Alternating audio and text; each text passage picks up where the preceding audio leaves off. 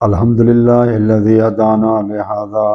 وما كنا لنہتدی لولا ان ہدانا اللہ اللہم صلی علی محمد وعلی آل محمد کما صلیت علی ابراہیم وعلی آل ابراہیم انک حمید مجید۔ دوستو بھائیو، آج کا جو یہ ویڈیو ہے وہ اتوار کے سلسلے میں ہے، اور اتوار کو ہم سوالات کے جوابات دیتے ہیں، تو کچھ سوالات ہیں ان کے جوابات دینے کی ہم کوشش کریں گے۔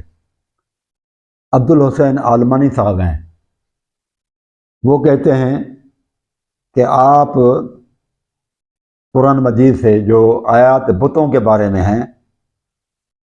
اور وہ اولیاء اللہ کے بارے میں نہیں ہیں، آپ وہ پڑھتے ہیں، بتوں والی آیات پڑھ کر اولیاء اللہ تبارک و تعالیٰ کے اولیاء اللہ پر فٹ کرتے ہیں، اور یہ وہابی عقیدہ ہے۔ وہ کہتے ہیں کہ کائنڈلی کریکٹڈ، آپ اپنے عقیدے کو درست کر لو، اور یہ آپ کا رویہ آپ اپنا تبدیل کر دیں کہ قرآن مجید کے اندر جو بتوں کے لیے آیات ہیں وہ اللہ تعالیٰ کے اولیاء کے اوپر آپ فٹ کرتے ہیں۔ میرے بھائی، اس سلسلے میں عالمانی صاحب، میں یہ قرآن مجید کی آیت پڑھتا ہوں، سورۃ بنی اسرائیل ہے، اور آیت نمبر 56 اور 57، 56 اور 57 ہے۔ اللہ تعالیٰ فرماتا ہے محمد صلی اللہ علیہ وسلم کو، قُلِ ادْعُوا الَّذِينَ زَعَمْتُم مِّن دُونِهِ فَلَا يَمْلِكُونَ كَشْفَ الضُّرِّ عَنكُمْ وَلَا تَحْوِيلًا أُولَٰئِكَ الَّذِينَ يَدْعُونَ يَبْتَغُونَ إِلَىٰ رَبِّهِمُ الْوَسِيلَةَ أَيُّهُمْ أَقْرَبُ وَيَرْجُونَ رَحْمَتَهُ وَيَخَافُونَ عَذَابَهُ إِنَّ عَذَابَ رَبِّكَ كَانَ مَحْذُورًا۔ اللہ تعالیٰ اس آیت میں فرماتا ہے کہ محمد صلی اللہ علیہ وسلم آپ کہہ دیجئے ان کفار سے کہ اللہ کے سوا جنہیں تم معبود سمجھ رہے ہو تو انہیں پکارو، لیکن نہ تو وہ تم سے کسی تکلیف کو دور کر سکتے ہیں اور نہ تکلیف کو بدل سکتے ہیں۔ اور پھر آگے یہ تو آیت ہوئی 56، اب 57 میں کیا فرمایا؟ جنہیں یہ لوگ پکارتے ہیں خود وہ اپنے رب کے تقرب کی جستجو میں رہتے ہیں کہ ان میں سے کون زیادہ نزدیک ہو جائے، وہ خود اس کی رحمت کے امید رکھتے ہیں اور اس کے عذاب سے خوفزدہ رہتے ہیں۔ اور بات بھی یہی ہے کہ تیرے رب کا عذاب ڈرنے کی چیز ہے۔ یہ 57 آیت۔ آپ ان آیات پر آپ دیکھیں کہ اللہ تعالیٰ کے علاوہ جن کے تم پکارتے ہو اے مشرکو، وہ نقصان ٹال سکتے ہیں نہ نفع دے سکتے ہیں، اور دینا درقرار ہے، وہ کسی اور کی طرف موڑ بھی نہیں سکتے۔ تو آگے اللہ تعالیٰ نے بہت زبردست کھل کر بیان کر دی۔ اس پر آپ علماء صاحب آپ اس پر غور کریں کہ اللہ تعالیٰ تو فرماتا ہے کہ یہ جو جن کو تم پکارتے ہو اولئک الذین، یہ تو وہ لوگ ہیں یدعون یبتغون الی ربہم الوسیلۃ، جو اللہ تعالیٰ تک پہنچنے کے لیے وسیلہ، اللہ تعالیٰ کا ذریعے ڈھونڈتے ہیں کہ کون سے ذرائع ہیں جن سے اللہ تبارک و تعالیٰ کا ہم تقرب حاصل کریں۔ ایہم اقرب، اللہ تعالیٰ کے نزدیک کس طرح سے ہو جائے۔ پھر اللہ تعالیٰ نے اور وضاحت کر دی، وَيَرْجُونَ رَحْمَتَهُ، وہ اللہ تبارک و تعالیٰ کے رحمت کے امیدوار ہیں رحمت کے۔ یہ بت امیدوار نہیں ہوتے اللہ تبارک و تعالیٰ کی رحمت میں، یہ جو رحمت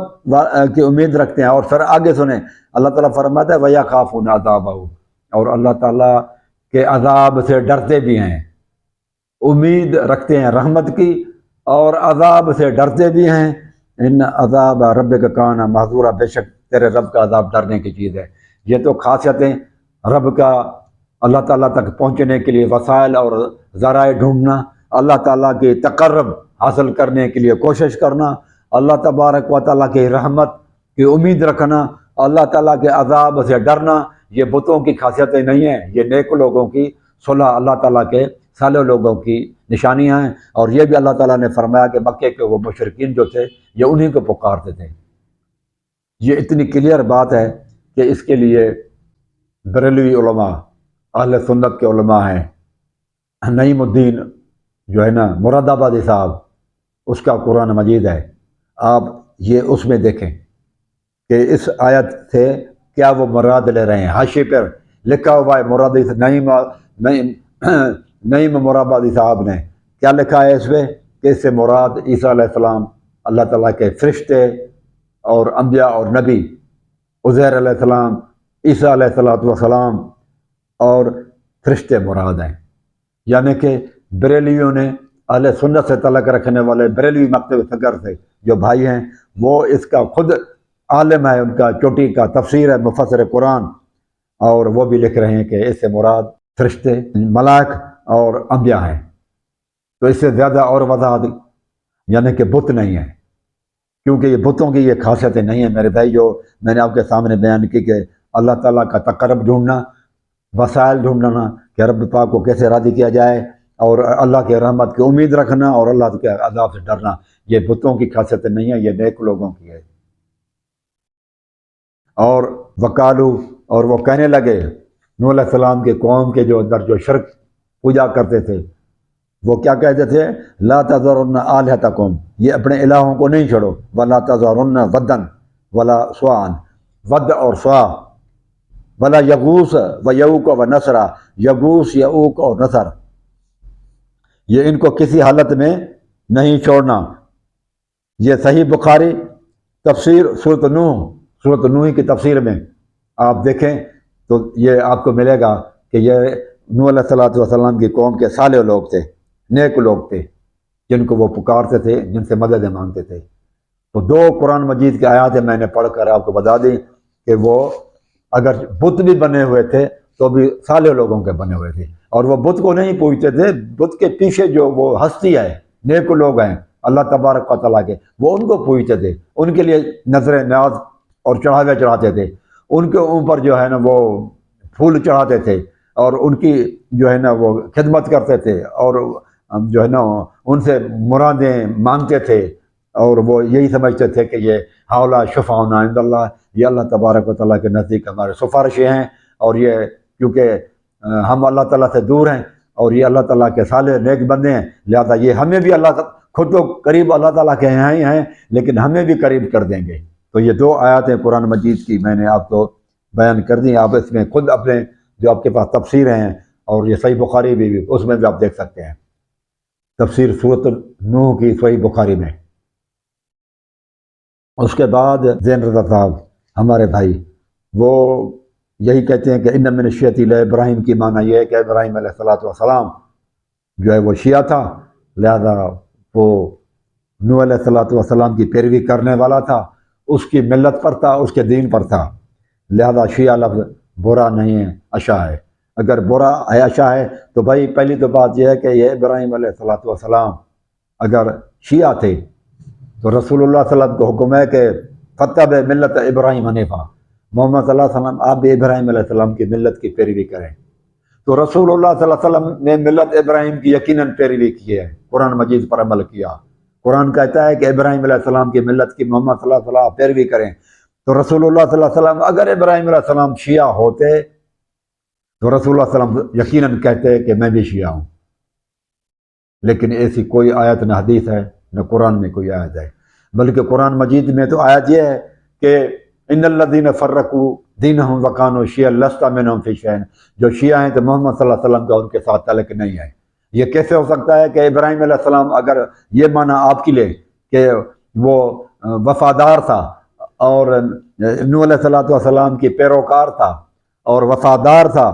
اور تو ابراہیم علیہ السلام اور اللہ تعالیٰ کا حکم ہے محمد صلی اللہ علیہ وسلم کو آپ ابراہیم علیہ السلام کی ملت کی پیروی کریں، تو اگر ابراہیم علیہ السلام شیعہ تھا تو رسول اللہ صلی اللہ علیہ وسلم نے تو کبھی نہیں کہلوایا کہ میں شیعہ ہوں۔ آپ کی بات سے تو پھر یہ ثابت ہوا کہ ابراہیم علیہ السلام اگر شیعہ تھے تو رسول اللہ صلی اللہ علیہ وسلم نے تو کہا کہ میرا تو شیعہ تو تعلق ہی نہیں ہے۔ تو یہ کیسے ہو سکتا ہے کہ رسول اللہ صلی اللہ علیہ وسلم نے ابراہیم علیہ السلام کی پیروی نہیں کی، ملت کی؟ یقیناً کی، اگر کی تو کہاں ہے وہ آیت؟ دکھا دیں کہ رسول اللہ صلی اللہ علیہ وسلم نے فرمایا ہو کہ میں شیعہ ہوں۔ اگر آپ مانا کریں کہ ابراہیم علیہ السلام شیعہ تھے تو رسول اللہ صلی اللہ علیہ وسلم یقیناً شیعہ ہوتے، اگر یہ آپ مانا لیتے تو، لیکن کیونکہ ابراہیم علیہ السلام شیعہ نہیں تھا، وہ شیعہ خاندان سے تھا، یعنی کہ گمراہ فرقے سے تعلق رکھتا تھا، کیونکہ اس کے والدین بت پرست تھے ابراہیم علیہ السلام کے۔ تو وَإِنَّ مِنَ الشِّيَعَةِ لِإِبْرَاهِيمَ، ابراہیم علیہ السلام نوح علیہ السلام کے خاندان میں سے تھے، لیکن گمراہ لوگوں میں سے تھا وہ، اور ان کا والد صاحب گمراہ تھا، اس گمراہ خاندان سے تعلق رکھتا تھا۔ لیکن خود اللہ تعالیٰ فرمایا، خود کیا تھا؟ ما کان ابراہیم یہودیا ولا نصرانیا ولکن کان حنیفا مسلمان۔ ابراہیم علیہ السلام تو مسلم تھا، نہ یہودی تھا نہ نصارا تھا نہ شیعہ تھا، شیعہ خاندان سے تھا، اس کا والد بت پرست تھا، خاندان ان کا شیعہ تھا، لیکن خود شیعہ نہیں تھا، خود اللہ تعالیٰ فرماتا ہے مسلم تھا۔ اگر وہ شیعہ ہوتے تو رسول اللہ صلی اللہ علیہ وسلم بھی ضرور کہتے کہ میں شیعہ ہوں، کیونکہ ابراہیم علیہ السلام کی پیروی کا حکم ہے، لہذا یہ آپ کی تفسیر بالکل ہی غلط ہے۔ پھر آپ نے کہتے ہیں کہ آپ قرآن مجید کے اندر وہ تعریف کرتے ہیں، تعریف میں نہیں کرتا بھائی، یہ آپ کی تفسیر ہے قرآن مجید میں۔ یہ سید فرمان علی شاہ کی یہ تفسیر آپ دیکھیں، یہ آیت تطہیر کے لیے کہتا ہے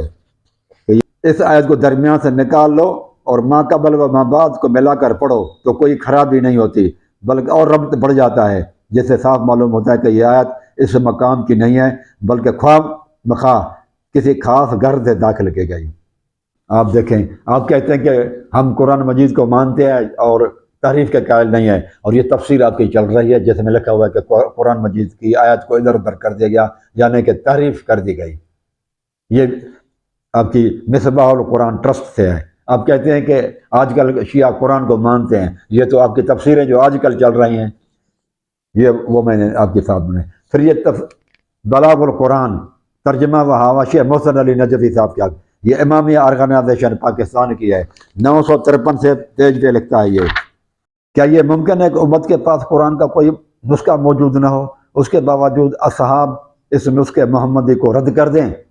اگر قرآن کا کوئی نسخہ امت کے پاس موجود نہ تھا تو اس نسخہ محمدی کو رد کرنا ناقابل فہم ہے، اور اگر دیگر قرآنی نسخے موجود تھے تو یہ کہنا کہ قرآن زید بن ثابت نے جمع کیا ناقابل فہم ہے۔ یعنی وہ کہتے ہیں کہ حضرت علی علیہ السلام نے قرآن مجید کو تحریر فرمایا اور ایک اونٹ پر لاد کر مسجد نبوی میں موجود اصحاب کے سامنے پیش کیا اور فرمایا، رسول اللہ نے فرمایا تھا کہ میں تم سے دو گران قدر چیزیں چھوڑے جا رہا ہوں، ایک اللہ کی کتاب، دوسری میری اطرت اہل بیت، لہذا یہ ہے کتاب اور میں ہوں اطرت۔ جواب ملا، اگر آپ کے پاس کتاب ہے تو ہمارے پاس بھی کتاب ہے، چنانچہ آپ حجت تمام کر کے واپس تشریف لے آئے۔ اب یہ قرآن مجید جو محمدی نسخہ تھا، آپ نہیں مانتے کہ یہ قرآن مجید محمدی نسخہ ہے، علی رضی اللہ تعالیٰ عنہ بھی نہیں مانتے، اور یہ قرآن مجید 953 پیج پہ لکھا ہوا ہے، پیش کیا گیا تو صحابہ نے بھی نہیں لیا، لہذا علی والا قرآن نہیں ہے، وہ امام مہدی آ جائے گا، اور وہ آپ کی کتاب میں لکھا ہوا ہے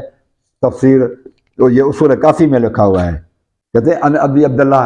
امام جعفر صادق سے ہے، قال ان القرآن الذی جاء بہ جبریل، جبریل علیہ السلام جو قرآن مجید لے کر آئے تھے محمد صلی اللہ علیہ وسلم پر،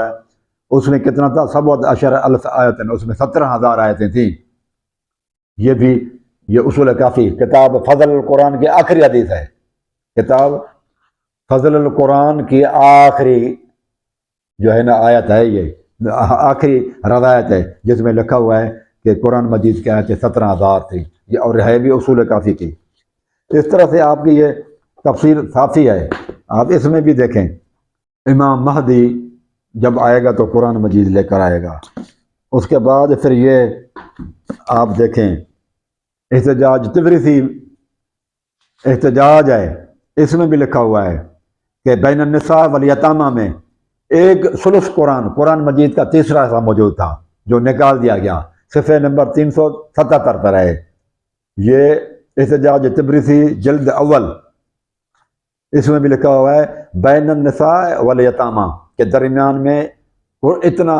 قرآن تھا، یعنی کہ قرآن مجید کا تیسرا حصہ ان آیات کے درمیان میں، وہ بھی نکال دیا، یعنی بڑا قرآن تھا، یہ بہت کم قرآن ہو گیا، چھوٹا ہو گیا قرآن مجید، تو یہ بھی اس میں لکھا ہوا ہے۔ اسی طرح سے بہت ساری باتیں ہیں،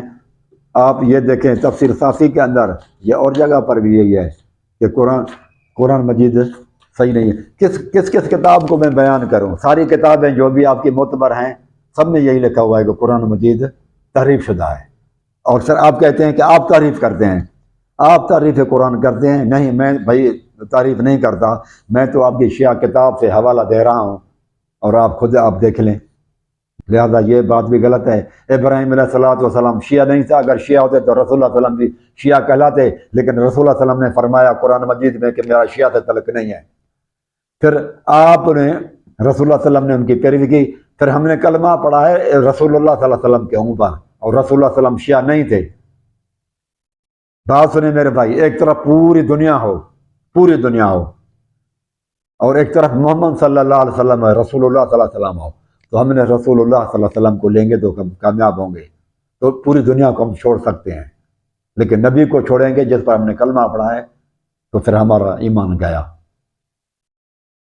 ایک طرف 1.25 پیغمبر بھی ہوں اور ایک طرف محمد صلی اللہ علیہ وسلم ہے، تو ہم نے نبی علیہ الصلوۃ والسلام کو لینا ہوگا۔ یہ ہے ایمان کا تقاضا۔ ہم نے کسی اور نبی پر کلمہ نہیں پڑھا، ہم نے محمد صلی اللہ علیہ وسلم کا کلمہ پڑھا ہے۔ ہم محمد صلی اللہ علیہ وسلم کے امتی ہیں، لہذا سارے اگر کسی ایک طرف بھی ہو پوری کائنات اور یہ امام کائنات دوسرے طرف ہو، تو ہم امام کائنات محمد صلی اللہ علیہ وسلم کو لیں گے۔ امام کائنات محمد صلی اللہ علیہ وسلم ہے، تو یہ چیز آپ سمجھ لیں۔ اقول قولی ھذا استغفر اللہ۔